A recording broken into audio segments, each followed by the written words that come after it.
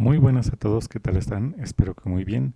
El día de hoy explicaremos brevemente los libros de Primera y Segunda de Crónicas, dos libros muy interesantes que en su momento quizá te parezca ya haberlos leído en Samuel y Reyes, pero no es tanto así, y en este video veremos por qué. Sean bienvenidos a mi canal, espero que lo disfruten y comenzamos.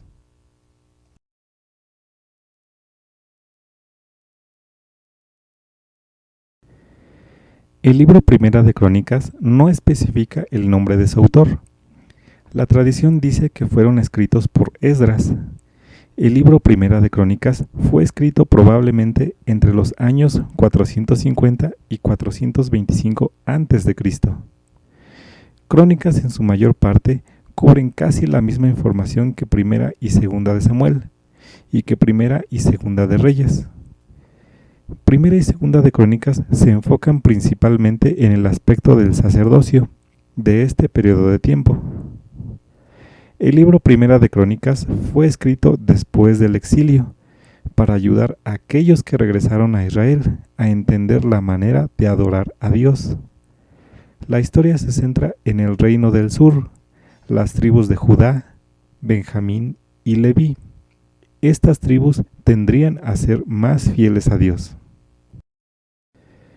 Primera de Crónicas comienza con 9 capítulos de genealogías largas, listas larguísimas de nombres, pero para tener 9 capítulos dedicados a todos estos nombres, nos recuerda que Dios eligió a cada uno de ellos y conoce a cada uno de ellos para cumplir su propósito, por lo cual son muy importantes, aunque después de 3 o 4 capítulos ya nos pareciera un poco aburrido, pero no es así.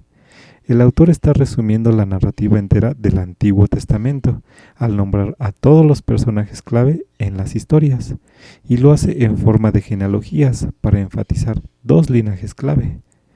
Primero está la línea del rey mesiánico prometido, así que dedica mucho espacio a trazar la línea de Judá que llevó hasta el rey David, a quien le fue dada la promesa mesiánica. Y luego de David, el autor traza la línea hasta sus días. La segunda línea familiar que recibe mucha atención es la del sacerdocio, los descendientes de Aarón, quienes por supuesto sirvieron en el templo. Por tanto, desde el inicio se pueden apreciar 2 temas principales: la esperanza del autor de que el Mesías venga para construir un nuevo templo, y segundo, su origen en estas antiguas genealogías. Posteriormente, el autor continúa con la historia acerca de David, y la mayoría de ellas contenidas en el libro de Samuel, pero hay algunas diferencias realmente importantes. Primero que nada, el autor deja fuera todas las historias negativas de David, donde él es retratado como débil o inmoral, donde Saúl está cazando a David en el desierto, la historia del adulterio de David con Betsabé y el asesinato de su esposo. En fin, todo eso queda fuera de Crónicas, y lo que queda son las historias que muestran a David como un buen hombre, además de un material nuevo que no se narra en el libro de Samuel, y que muestra a David desde una perspectiva muy positiva. Hay un gran bloque de capítulos donde David hace preparaciones para el templo. Él organiza los recursos, los constructores, los levitas y los coros. Y no solo eso, el autor también representa a David como una figura semejante a Moisés.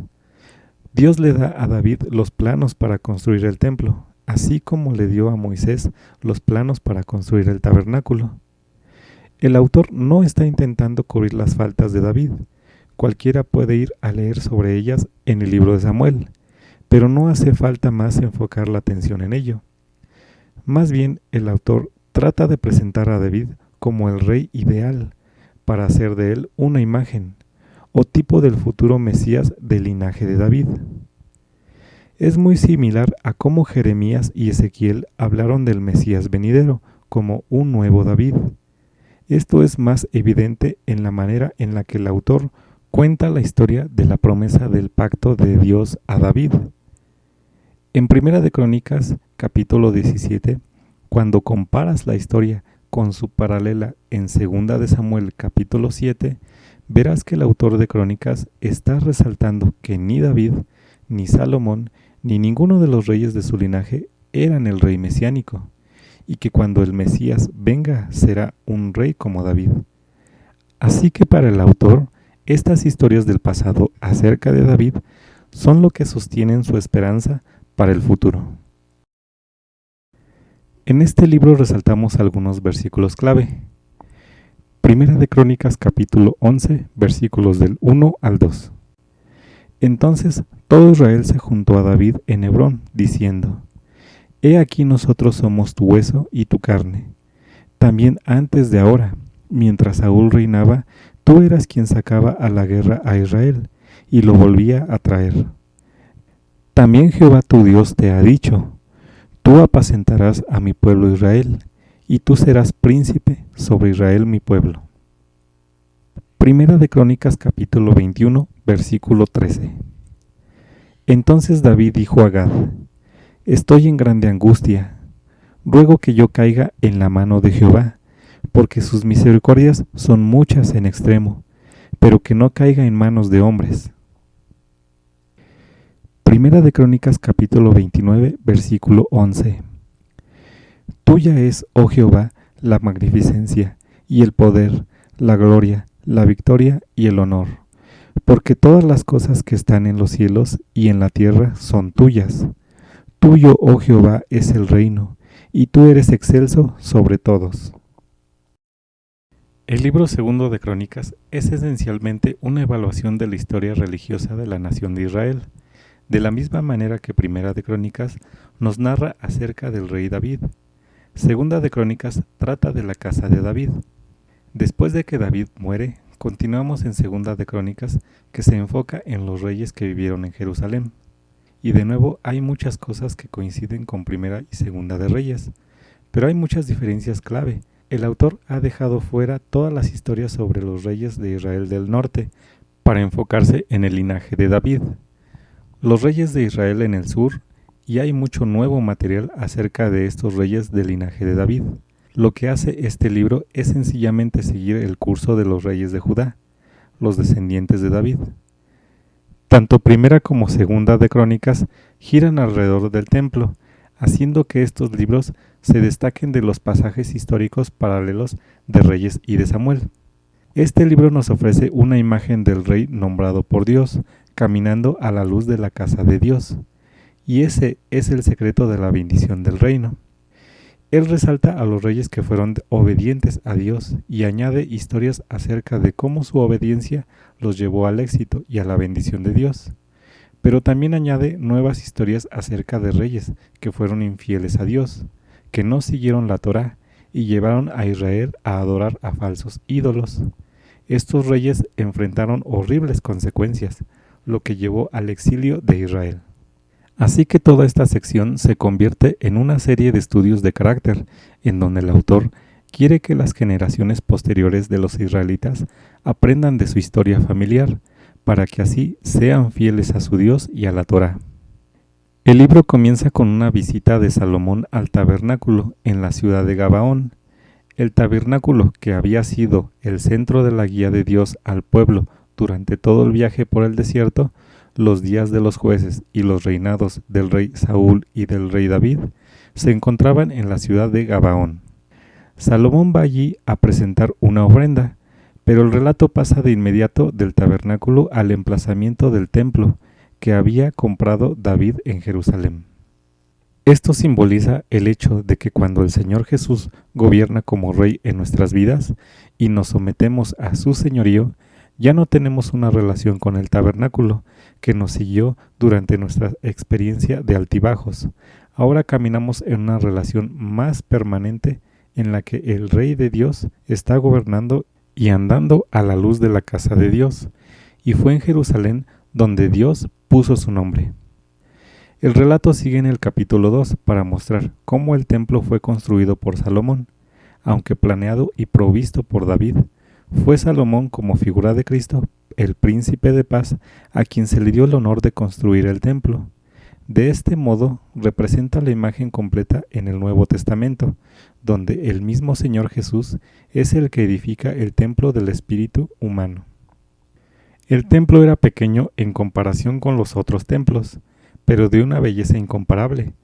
Todo su interior estaba completamente revestido de oro. Todo estaba hecho de oro. En un pasaje de Segunda de Crónicas, dice que en los tiempos de Salomón la plata se consideraba como algo de escaso valor. Los muebles, a excepción del Arca del Pacto, eran nuevos. En otras palabras, este templo es un nuevo comienzo. A esto sigue de inmediato un relato de las impresionantes conquistas y la gloria del reino. En el capítulo 9 encontramos la historia de la visita de la reina de Sabá, que es una imagen que ilustra de manera maravillosa cómo Dios tenía la intención de que toda la tierra conociese la historia de su gracia. Los capítulos 10 al 36 nos cuentan la historia de los reyes de Judá hasta el tiempo de la cautividad de este reino. 9 de ellos fueron buenos reyes y 11 fueron malos. Al leer estos relatos se nos revela que los reyes malos son un ejemplo de la tentación y del mal que hay en el corazón desobediente. Por el contrario, los reyes buenos son un reflejo de la gracia de Dios, que limpia y restablece y revela los instrumentos que usa. Ha quedado constancia de 5 grandes reformas que tuvieron lugar en Israel al intentar Dios detener el proceso de deterioro en la nación y restablecerla al lugar de gloria y bendición, como en los días de David y de Salomón.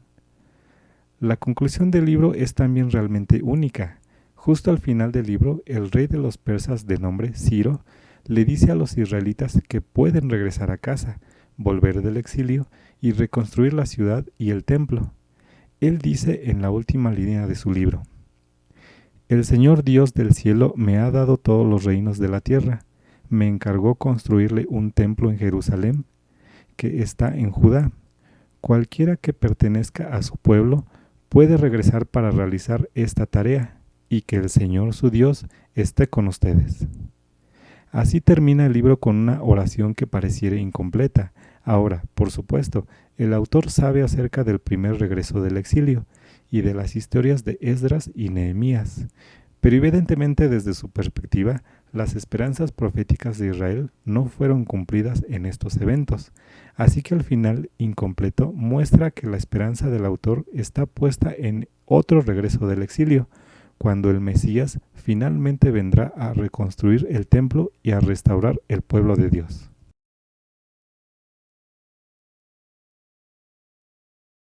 Crónicas da un énfasis más grande del reinado de David y su linaje. La gran esperanza profética era que la ciudad y el templo fueran reconstruidos, que Dios viniera a morar entre su pueblo, que el rey mesiánico vendría y todas las naciones estarían bajo su gobierno pacífico, pero nada de eso sucedió. Así que el autor de Crónicas ha reconfigurado estas historias de David, diseñando este libro para enfatizar estos temas tan evidentes. Los primeros 9 capítulos de Primera de Crónicas están dedicadas a las genealogías. A mitad del libro se registra la ascensión de David al trono y sus hechos posteriores. El libro concluye con Salomón, el hijo de David, convertido en el rey de Israel. Segunda de Crónicas registra la historia del reino del sur de Judá, desde el reinado de Salomón hasta la conclusión del exilio babilónico. Se dice poco de los malos reyes o de los fracasos de los buenos reyes, solo se enfatiza la bondad. Puesto que Segunda de Crónicas tiene una perspectiva sacerdotal, el reino del norte de Israel casi no es mencionado debido a su falsa adoración y su negatividad por reconocer el templo de Jerusalén. Segunda de Crónicas concluye con la destrucción final de Jerusalén y del templo. Las genealogías pueden parecernos largas y aburridas, pero ellas nos recuerdan que Dios conoce a cada uno de sus hijos personalmente. Nuestros nombres están escritos para siempre en la mente de Dios. Si pertenecemos a Cristo, nuestros nombres están escritos para siempre en el libro de la vida del Cordero. Primera de Crónicas nos muestra el patrón del pecado, arrepentimiento, perdón y restauración de la nación de Israel. El lector de Crónicas es invitado a evaluar cada generación del pasado y discernir por qué cada una fue bendecida por su obediencia o castigado por su maldad. Crónicas nos enseña que Dios desea perdonar y sanar a aquellos que humildemente oren y se arrepientan.